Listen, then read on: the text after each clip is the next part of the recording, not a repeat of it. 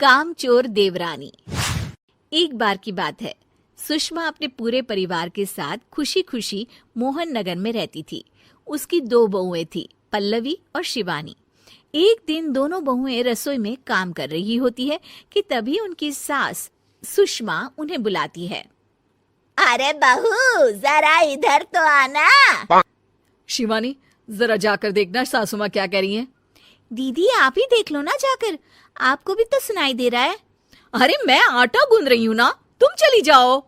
हाँ तो मैं भी तो सब्जी काट रही हूँ ना दीदी। अरे बहू जल्दी आओ। ओह, ये तो जाएगी नहीं, मैं ही जाकर देखती हूँ कि क्या करना है। पल्लवी सुषमा के कमरे में जाती है। जी मम्मी जी, क्या हुआ? शाम को घर पर कुछ मेहमान आने वाले हैं, तो तुम अच्छा सा खाना बना लेना बहू। ठीक है मम्मी जी, आप बता दीजिए क्या क्या बनाना है और कितने लोग आ रहे हैं। सुनील की मौसी जी और उनका पूरा परिवार आ रहा है। कुल मिलाकर 3 लोग और हमें मिलाकर हुए 9 लोग। तो अभी से ही तैयारी करना शुरू कर दो। और हाँ, घर की सफाई भी कर देना, हाँ अच्छे से।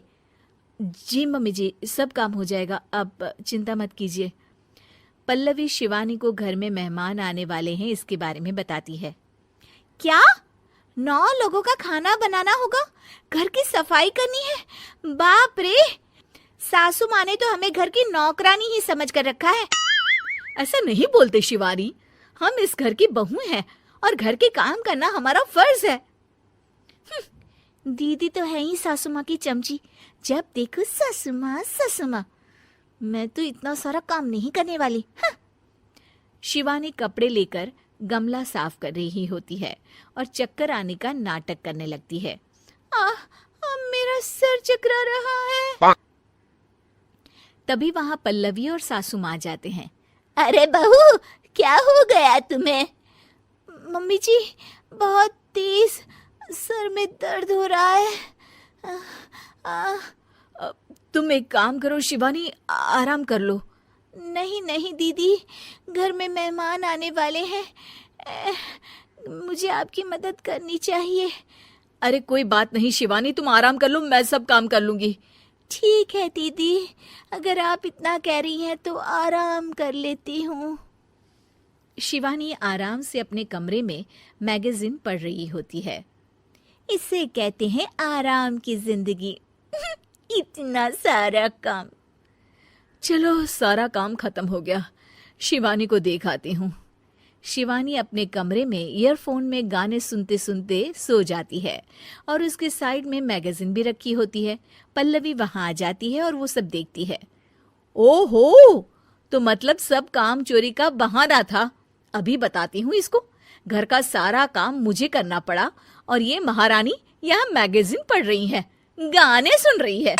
पल्लवी रसोई से एक प्लेट और चम्मच लेकर आती है और शिवानी को थाली बजाकर उठाने लगती है। शिवानी अचानक से उठती है। उठ गई महारानी, गाने भी सुन लिए, मैगजीन भी पढ़ ली। तुम तो बहुत बड़ी झूठी निकली शिवानी। तुमने सर दर्द का बहाना बनाया ताकि काम करने से बच सको। हाँ बनाया बहाना, तो क्या करती, इतने सारे काम करती। मुझे कोई शौक नहीं है चापलूसी का। क्या चापलूसी? तुम्हें लगता है कि मैं सारे काम चापलूसी के लिए कर रही हूँ? और नहीं तो क्या।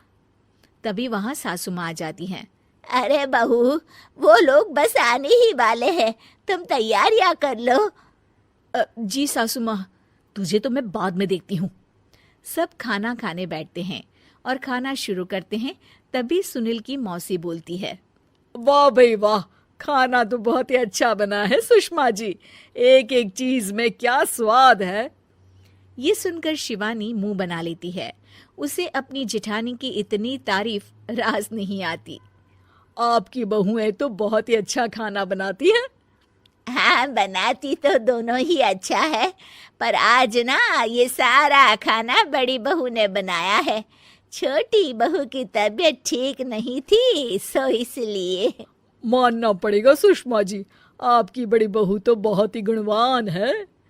पल्लवी की तारीफ सुनकर शिवानी को जलन होती है। पल्लवी ये सुनकर खुश हो जाती है और शिवानी की तरफ देखकर उसे चिढ़ाती है। कुछ देर बाद मेहमानों के जाने का वक्त हो जाता है। मौसी जी सबके लिए उपहार लाई होती है। वो सबको शगुन के पैसे देती हैं और अंत में पल्लवी के पास आती है। तुम्हारे लिए शगुन का लिफाफा तो है ही, पर बहू तुम्हें एक और उपहार भी मिलेगा इतना अच्छा खाना बनाने के लिए। मौसी अपने सोने के कंगन निकालकर पल्लवी को पहना देती है। ये लो, ये मेरे मनपसंद कंगन है, अब से ये तुम्हारे हुए। धन्यवाद मौसी जी। ये देखकर शिवानी तो पूरी तरह से जल जाती है और गुस्से से रसोई में चली जाती है। तभी वहां पल्लवी आ जाती है और उसे अपने कंगन दिखाने लगती है। देवरानी जी, अब आपका सर दर्द ठीक तो है ना? मुझे लगता है कि अब सर दर्द शुरू हो गया होगा आपका। आपको हमारी ये कहानी पसंद आई होगी। कृपया हमारे चैनल को सब्सक्राइब करें और सभी अपडेट्स के लिए बेल आइकन जरूर क्लिक करें। और हाँ, वीडियो लाइक और शेयर करना मत भूलिएगा। Bye bye.